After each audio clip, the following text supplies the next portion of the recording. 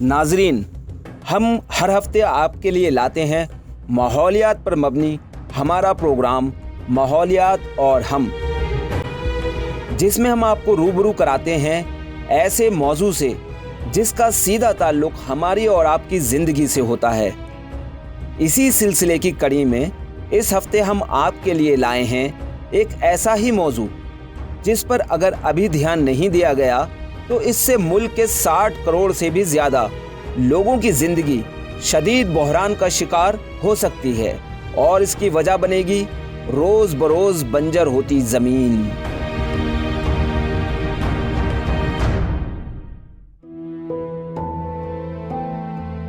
बंजर ज़मीन वो ज़मीन होती है जो पूरी तरह से सूख चुकी होती है और इसकी गहराइयों तक पानी का नामो निशान नहीं होता है। इस ज़मीन से नबातात और ज़िंदगी का नामो निशान पूरी तरह ख़त्म हो चुका होता है और इस पर किसी भी तरह की ज़िंदगी तकरीबन नामुमकिन होती है।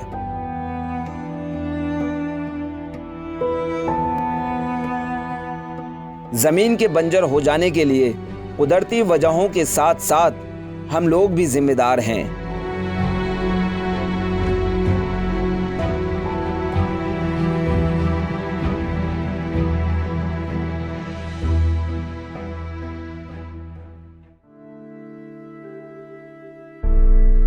इसरो की रिपोर्ट के मुताबिक हमारे मुल्क का तकरीबन 29.32% यानी 96.40 मिलियन हेक्टेयर रकबा डिग्रेड हो चुका है।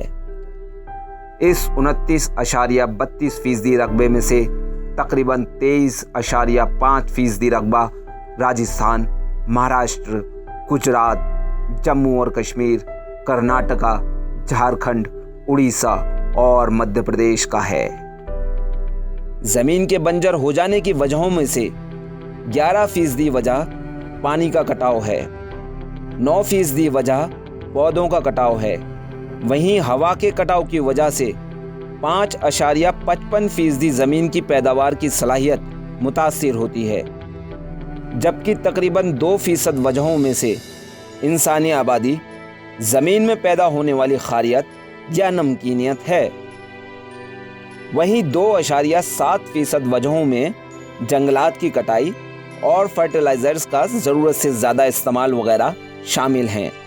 हमारे मुल्क के पास पूरी दुनिया के कुल रकबे का सिर्फ 2.4% रकबा ही है, जबकि दुनिया की कुल आबादी का तकरीबन 18% हिस्सा हिंदुस्तान में रहता है।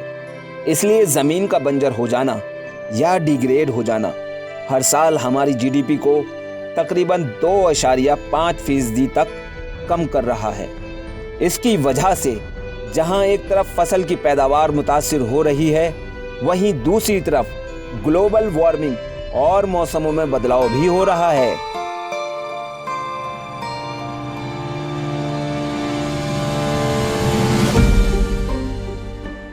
पूरी दुनिया के मुमालिक इस मसले को लेकर काफ़ी संजीदा हैं। इसी सिलसिले में United Nations convention to combat desertification यानी UNCCD को 1994 में कायम किया गया, जिसका मकसद डिज़र्टिफिकेशन से निपटने के लिए इक़दाम करना है। 1994 से अब तक UNCCD ज़मीन के डिग्रेड हो जाने या डिज़र्टिफिकेशन पर 14 कन्वेंशन कर चुका है। इस साल UNCCD COP14 कन्वेंशन की मेज़बानी हिंदुस्तान ने की, जिसमें 190 से ज़्यादा मुमालिक के 100 से ज़्यादा वज़ीरों और 8,500 से ज़्यादा नुमाइंदों ने शिरकत की। 2 सितंबर से 13 सितंबर 2019 तक चले इस कन्वेंशन की सदारत मरकज़ी वज़ीर बराए माहौलियात प्रकाश जावड़ेकर ने की। वहीं 9 सितंबर 2019 को इस कन्वेंशन में अपने ख़यालात का इजहार करते हुए वज़ीर आज़म नरेंद्र मोदी ने डिज़र्टिफिकेशन से लड़ने और बंजर होती ज़मीन को ज़रख़ेज़ बनाने की ज़रूरत पर जोर दिया। India would raise its ambition of the total area that would be restored from its land degradation status from 21 million hectares to 26 million hectares between now and 2030.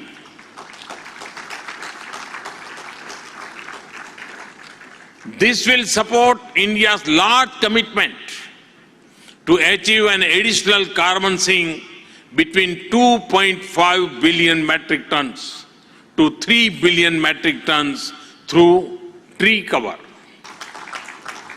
In order to further develop a scientific approach and facilitate induction of technology to land degradation issues, we have decided to set up a Center for Excellence in India at the Indian Council of Forestry Research and Education.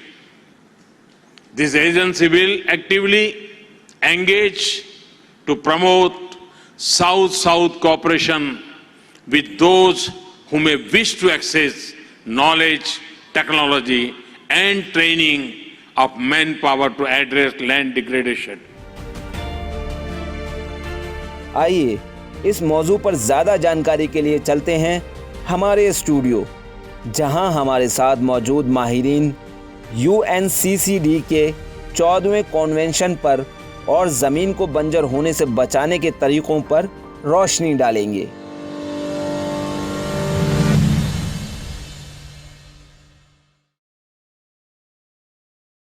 नमस्कार, आदाब। मैं हूं श्रीकांत सक्सेना और आप देख रहे हैं programme माहौलियात और हम।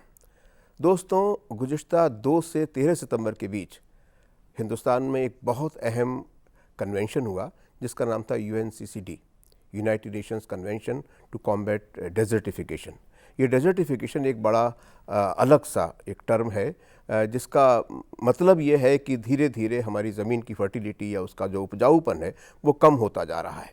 इसे रोकने के लिए बैनुल-अक़वामी सतह पर बहुत एफ़र्ट्स किए जा रहे हैं UN की तरफ से। हिंदुस्तान में तकरीबन 200 देशों ने इसमें हिस्सा लिया। टू बी वेरी प्रेसाइज 197 देश इसमें हिस्सा लेने के लिए हिंदुस्तान आए और हिंदुस्तान ने मेज़बानी इसकी की। इस विषय पर बात करने के लिए कि इस कन्वेंशन में किन किन बातों पर बातें हुई, क्या फ़ैसले लिए गए और आगे की क्या स्ट्रेटजी तय की गई, हमारे पास में 3 माहिरीन हैं। हमारे साथ हैं ministry of environment, forest and climate changes से डॉक्टर RB लाल, जो साइंटिस्ट हैं और जिन्होंने ऑफिसर ऑन स्पेशल ड्यूटी की हैसियत से इस कन्वेंशन में हिस्सा लिया।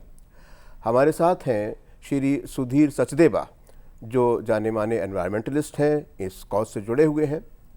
और हमारे बीच हैं टेरी से श्री योगेश गोखले जी, जिनकी फॉरेस्ट्री और बायोडाइवर्सिटी में एक्सपर्टीज़ है। शुरुआत करते हैं डॉक्टर लाल आपसे। आपने एक बड़ा पिवोटल रोल इस कन्वेंशन में अदा किया as a officer on special duty और मिनिस्ट्री से आप जुड़े हुए ही हैं। तो थोड़ा सा इसकी तफसील से हमारे व्यूअर्स को बताइए कि क्या बैकग्राउंड है, क्यों ये कन्वेंशन हुआ और क्या इसमें एजेंडा तय हुआ। जी, UNCCD United Nation convention to combat desertification इसका फुल नाम है। ये तीन रियो के कन्वेंशन हैं, एक क्लाइमेट चेंज है, एक बायोडाइवर्सिटी कन्वेंशन है, तो 3 रियो कन्वेंशन है। UNCCD कन्वेंशन 1994 में अडॉप्ट हुआ था एंड 1996 में इम्प्लीमेंट करने के लिए पूरे वर्ल्ड ने इसमें रेटिफाई करना स्टार्ट किया था। हमारे देश ने, भारत ने 1994 में इसको सिग्नेचर किया एंड 1996 में, दिसंबर 1996 में हम लोगों ने इसको रेटिफाई किया और हम कंट्री पार्टी बन गए। UNCCD कन्वेंशन में 197 पार्टी हैं, जिसमें 196 कंट्री है, एक यूरोपियन यूनियन है, तो ऐसे हम 197 बोलते हैं। 2002 में COP8 का क्लाइमेट चेंज हमारा ministry of environment, forest and climate change ने कराया था। 2012 में CBD जो बायोडाइवर्सिटी कन्वेंशन है, इसी रियो का पार्ट है, उसको हमने मेज़बानी की थी, हमने होस्ट किया था। और अभी 2019 में भारत ने UNCCD का कन्वेंशन की मेज़बानी की है। तो इस टाइप से ये टोटल 4 ऐसे देश हैं पूरे वर्ल्ड में जो तीनों रियो के, जो कि अगर देखा जाए तो वर्ल्ड के सबसे बड़े कन्वेंशन कहलाते हैं, उन कन्वेंशन को कराने वाला भारत उन 4 देशों में शामिल हो गया है। COP14 था, 13 चाइना में हुआ था, 15 2 साल के बाद कभी किसी दूसरे देश में होगा, अभी तक देश डिसाइड नहीं हुआ है। तो मैं ये बताना चाहूँगा इसमें लगभग 9,000 पार्टिसिपेंट डेलीगेट्स पार्टिसिपेट हुए थे। उन 9,000 का अगर मैं ब्रेकअप बताना चाहूँ तो इसमें 120 मिनिस्टर्स थे, पूरे वर्ल्ड के पूरे देश से आए थे मिनिस्टर्स थे जिन्होंने हाई लेवल सेगमेंट अटेंड किया था। एंड उसके बाद हमारे इसमें CSO होते हैं, NGO होते हैं, कंट्री पार्टी होती, जो मैंने बोला कि 197 कंट्री पार्टी हैं। तो हर देश से गवर्नमेंट ऑफिसर, साइंटिस्ट, एडवोकेट्स, ये सब वहाँ से एक्सपर्ट, थिंक टैंक, ये सब आते हैं। इंडस्ट्री से भी आते हैं यहाँ पर, एकेडमिक्स से आते हैं, NGO जो होते हैं। और ओवरऑल इसमें इस वाले कन्वेंशन में हमारे देश से और बाहर से कई फॉर्मर भी अटेंड किए थे। गोखले साहब, आप थोड़ा सा बताइए कि आपके ऑर्गेनाइजेशन हिस्सा लिया था इस कन्वेंशन में? हाँ, हमने इसमें 2-3 तरीके से हम शरीक हुए इसमें। पहले तो इसकी जो तैयारी जो हो रही है, जैसे लाल साहब ने इसकी जो लॉजिस्टिक की तैयारी के बारे में लोगों कौन लोग आए कौन गए इस प्रकार से बताया। तो वैसे टेक्निकल तैयारी भी बहुत अहम होती है, क्योंकि आखिरकार जो डिस्कशन होता है वो जो टेक्निकल पॉइंट के ऊपर ही डिस्कशन होता है। तो टेरी ने एक रिपोर्ट तैयार की थी डिजर्टिफिकेशन के, economics of land desertification and degradation. तो ये हमने भारत सरकार को सबमिट की थी। जैसे फॉरेस्ट डिग्रेडेशन, इसका एक बहुत अहम इन्वेस्टमेंट का मुद्दा है। एक तो गवर्नमेंटल एफर्ट्स हो गए, हाँ, इसके अलावा भी क्या कुछ और स्टेक होल्डर्स हैं जो दखल दे सकते हैं या असल में एक बड़ा इंटरेस्टिंग मुद्दा है कि ministry of environment and forest and climate change ये इसकी नोडल मिनिस्ट्री, मैंने जैसे हम राष्ट्रीय स्तर पे देखा जाए तो लैंड डिग्रेडेशन को अंतर्राष्ट्रीय स्तर पर रिपोर्ट करने के लिए हमारी MOEFCC जो है वो इसकी नोडल मिनिस्ट्री है। डिजर्टिफिकेशन को रोकने के लिए, उसको प्रिवेंट करने के लिए जब तक अलग अलग महकमों की या अलग अलग जो कहीं मिनिस्ट्रीज का रोल ना हो या उन्हें शामिल ना किया जाए, सही तो बात शायद हम टारगेट्स हासिल ना कर पाए। सिर्फ टारगेट ही नहीं हासिल न कर पाएंगे, लेकिन उन बिंदुओं को भी एड्रेस करना मुश्किल हो जाएगा। क्योंकि जैसे जल शक्ति मिनिस्ट्री लीजिए, मिनिस्ट्री ऑफ एग्रीकल्चर लीजिए, इनका जो काम करने का क्षेत्र है वो MOEFCC के दायरे के बाहर है। तो MOEFCC के पास ना उनकी तकनीकी जानकारी होगी, ना उनको गाइड करने की उनके पास क्षमता होगी। और other way around also agriculture के बारे में जो वो मिनिस्ट्री करेगी, या जंगल के बारे में कल के डेट में एग्रीकल्चर मिनिस्ट्री में काम करना शुरू करा, तो उसमें तकनीकी जानकारी कुल मिला के वो nodal agency ministry of environment, forest and climate changes हो गई, और बाकी जो लाइन मिनिस्ट्रीज हैं वो एक इन टेंडम काम करें, ये मकसद है उसमें है। उसके साथ साथ एक चीज़ को हमने बिल्कुल नहीं भूलना चाहिए, क्योंकि जैसे MOEFCC के ये सेंट्रल मिनिस्ट्री जो है वो उनको स्टेट को डायरेक्ट करने की जिम्मेदारी है इनके पास। हाँ, क्योंकि जंगल जो है वो कंकरेंट सब्जेक्ट है, सेम लैंड भी कंकरेंट सब्जेक्ट है, एग्रीकल्चर कंकरेंट सब्जेक्ट है। तो फेडरल स्ट्रक्चर में स्टेट का इन्वॉल्वमेंट तो बहुत जरूरी है। इसलिए सबसे ज्यादा अहम भूमिका तो राज्यों की है।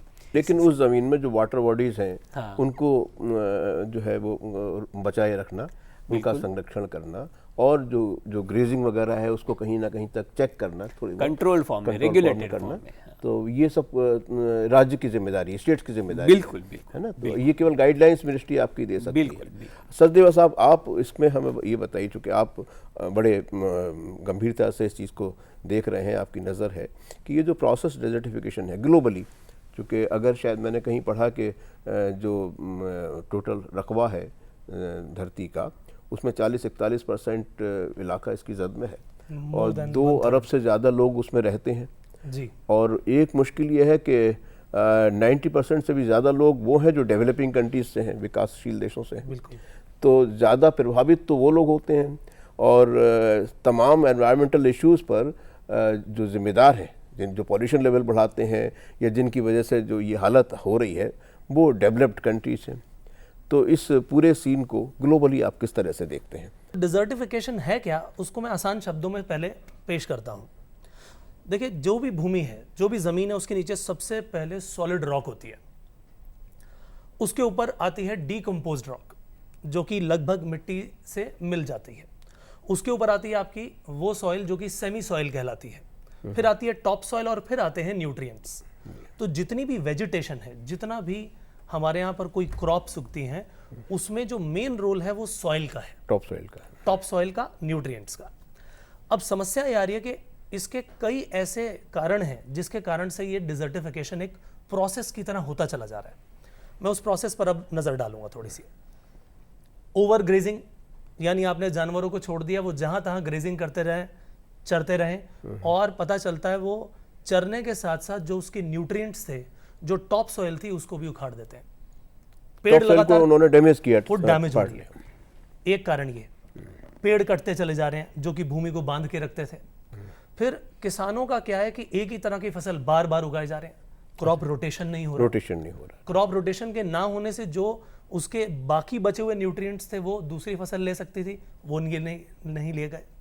अब एक ही तरह की फसल बार बार यूज करते ही करते न्यूट्रिएंट्स वो भी निकल गए। अब जब बारिश आई तो वो जो मिट्टी थी अब वो बहा करके ले गई। या तो आपने उस मिट्टी को रोकने का कोई तरीका अपनाया हो। जब वो मिट्टी बह जाएगी तो अब जो उसकी जो टॉप सॉइल थी उखड़ गई, सेमी सॉइल नजर आने लगी। अब जब सूरज की तपिश उस पर पड़ेगी तो बिल्कुल एक पैनकेक के माफिक बन जाएगी। सख्त ऐसी भूमि, बंजर भूमि जिसे कहते हैं आप, वैसी बन जाती है। अब अगला प्रोसेस, जब तेज हवाएं चलेंगी वो धूल के रूप में उड़ना शुरू हो जाएगी।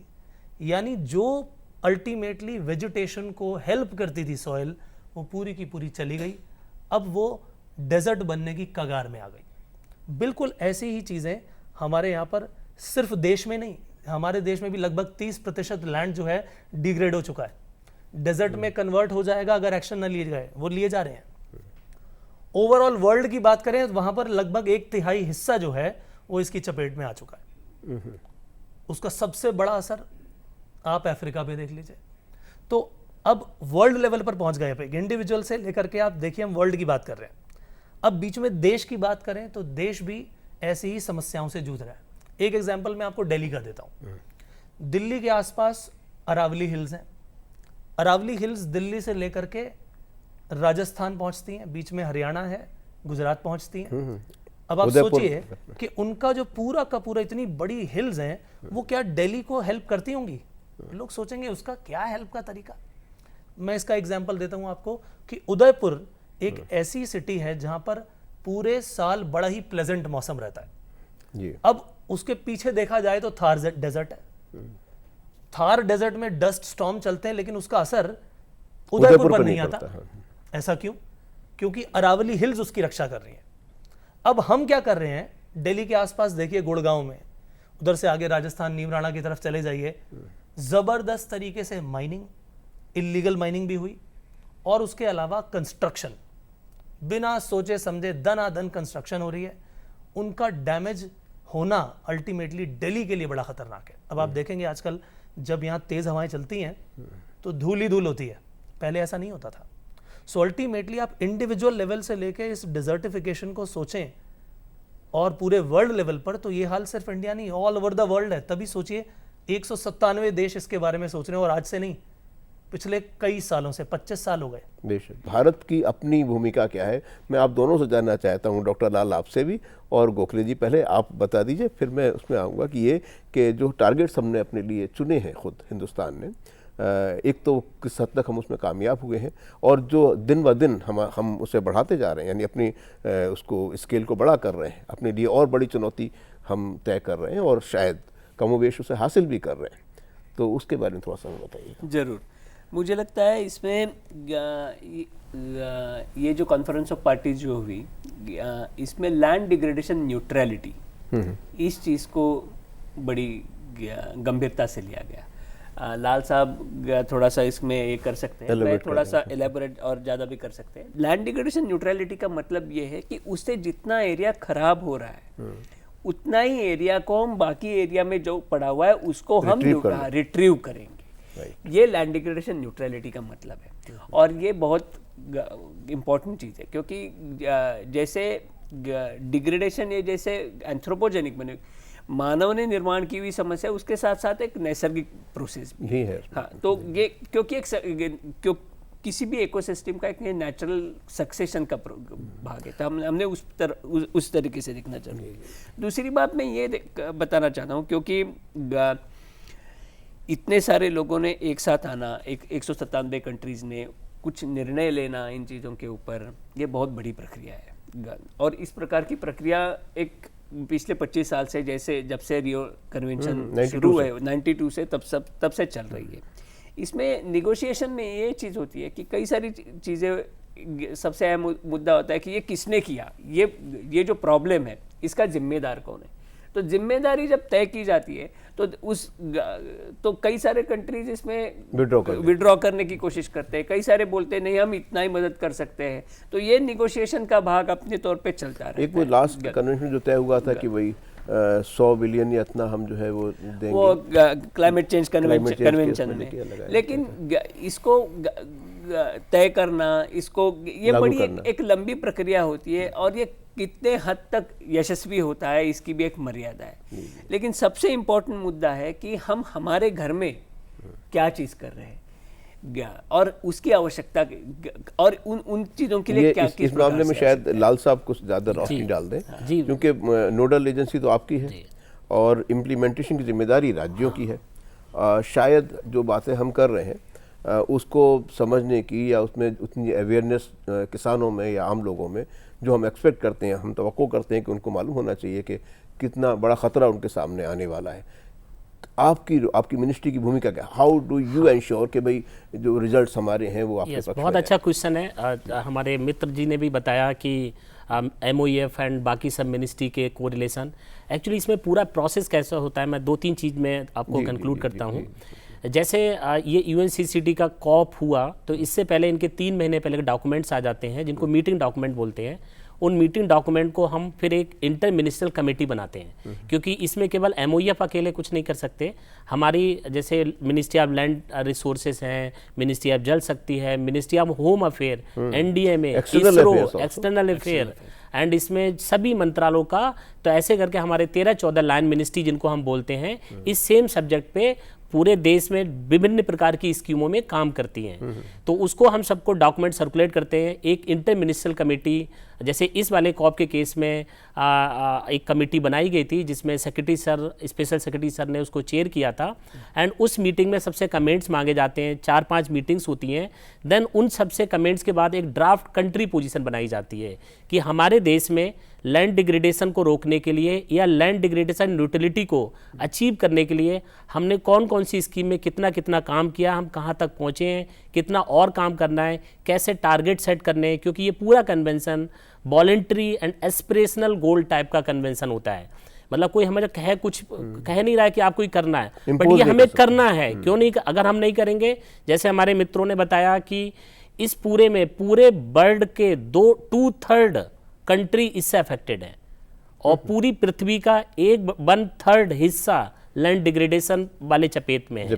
तो इन सब समस्याओं को दूर करने के लिए फिर हम एक स्ट्रेटेजी बनाते हैं, ड्राफ्ट कंट्री पोजीशन बनती है, ऑनरेबल मिनिस्टर सर इसको अप्रूव करते हैं एंड देन फिर जैसे वहाँ पर एक मीटिंग डिफरेंट टाइप की होती है। जैसे मैं आपको बताना चाहूँगा, एक कॉप होता है, इसकी 2 सब्सिडरी बॉडी होती हैं जिनको CST एंड क्रिक बोलते हैं। CST क्या होती है, committee of science and technology होती है। क्रिक क्या होता है, committee of implementation of the convention होता है।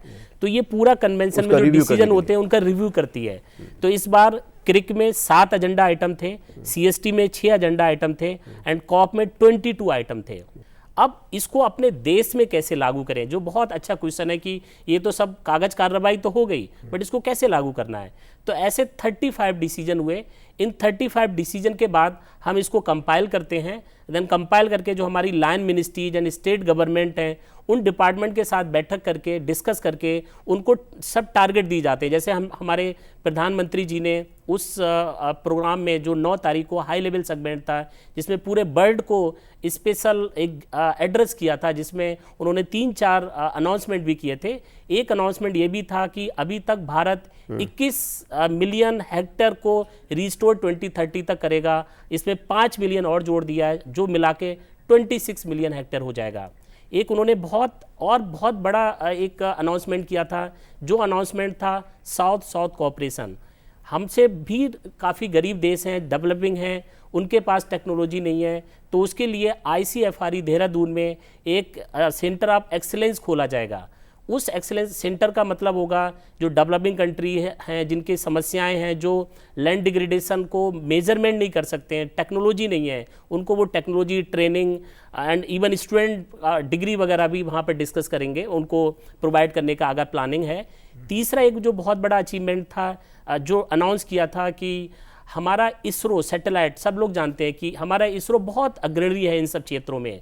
काफ़ी देश लैंड डिग्रेडेशन के डेटा को मेजर ही नहीं कर पाते हैं कि उनकी कितनी लैंड है, 5 साल में कितना चेंज हुआ, अगले 10 साल में कितना चेंज हुआ। प्रधानमंत्री जी ने बहुत अच्छी बात बोली उस गैदरिंग में, अगर आपने सुना होगा, उन्होंने बोला कि ये लैंड डिग्रेडेशन का जो मुद्दा है, केवल लैंड डिग्रेडेशन, इसको ठीक करने के लिए पानी की भी ज़रूरत है और पूरा वर्ल्ड में जगह जगह वाटर स्केर्सिटी है। तो उसके लिए जैसे उन्होंने बताया कि मिनिस्ट्री ऑफ जल शक्ति का गठन हुआ है और मिनिस्ट्री ऑफ जल शक्ति के थ्रू ढेर सारे स्कीम्स हैं, हर खेत को पानी, कम ड्रॉप में ज़्यादा खेती करना, इन सब स्कीम के लिए। जो आपने क्वेश्चन दूसरा पूछा ये न्यू दिल्ली डिक्लेरेशन में, तो आपको सुन के अचंभा होगा कि पूरे वर्ल्ड ने भारत की जो स्कीम्स हैं और जो लैंड डिग्रेडेशन को रोकने के लिए, न्यूट्रलिटी को अचीव करने के लिए ये जो मैंने स्कीम के बारे में बताया, उन सबको अप्रिशिएट किया। और अगर दिल्ली डिक्लेरेशन के पैरा 11-12 पढ़ेंगे तो उसमें उन्होंने इस चीज़ को वेलकमिंग कंट्री का स्टैंड बताया। और एक बहुत अच्छी बात है, उस पूरे प्रोग्राम के दौरान हम तो पूरे टाइम में डिलीब्रेशन में वहाँ रहे, मैं बिकॉज इंडियन डेलीगेशन का भी मैं हिस्सा था, तो उसमें जो हमारा सॉयल हेल्थ कार्ड वाला है, ये पूरे वर्ल्ड ने अप्रिशिएट किया है। मैं आप तीनों साहिबान से ये जानना चाहता हूँ कि जो हमारा विज़न है to combat this problem this manners of desertification, इसमें इंडिया ने एक स्टैंड लिया, अपेरेंटली दुनिया भर ने उसको एक्सेप्ट भी किया हुआ है। आपके अपना ऑब्जर्वेशन क्या है कि to what extent we will achieve this target achieve करना तो हमारे लिए संभव है। इसकी वजह यह है जो इंस्टीट्यूशनल मैकेनिज्म जो हम बोलते हैं वो हमारे पास मौजूद है और हम कर रहे हैं वो। लेकिन इसमें जो लिमिटेशन जो है, जैसे मैं आपको उदाहरण देता हूँ कि इंटीग्रेटेड वाटरशेड मैनेजमेंट प्रोग्राम, जिसको अभी प्रधानमंत्री कृषि सिंचाई योजना का वाटरशेड कंपोनेंट के हिसाब से पर ड्रॉप मोर क्रॉप की जो बात कर रही है, ये सिर्फ एग्रीकल्चर ओरिएंटेड नहीं है, इसमें बहुत ही विजन है और काम हो रहा है इसमें इंटीग्रेटेड अप्रोच है। सदेव साहब, आप हमें थोड़ा सा ये बता दीजिए, क्योंकि आपने एक खाका जो खींचा, जो चित्र एक बनाया, उसमें ये बता रहे हैं कि जो बहुत ये प्रोसेस जो है वो बहुत ख़तरनाक लेवल पर है। अब आप अर्बनाइजेशन को शायद ना रोक पाएँ, लेकिन उसे कंपेंसेट करने के लिए दूसरे कदम उठाए जा सकते होंगे कुछ। आज हम बात करते हैं सोसाइटीज़ बनाने की, उसको बनाने में 5-6 साल लग जाते हैं, और ऐसे भी पेड़ हैं जो 5-6 सालों में अपनी एक सही जो है हाइट बना लेते हैं। तो उसके साथ साथ मैंने जितना डैमेज कर रहे हैं उसके साथ साथ उसे कंट्रोल भी कहीं ना कहीं करते जाएं। ये बहुत ज़रूरी होगा।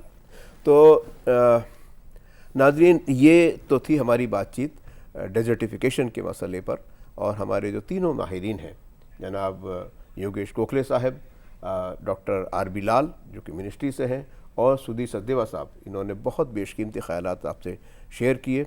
हम इस चर्चा को जारी रखेंगे अगले एपिसोड में, लेकिन फ़िलहाल हम आपसे इजाज़त लेते हैं। आदाब।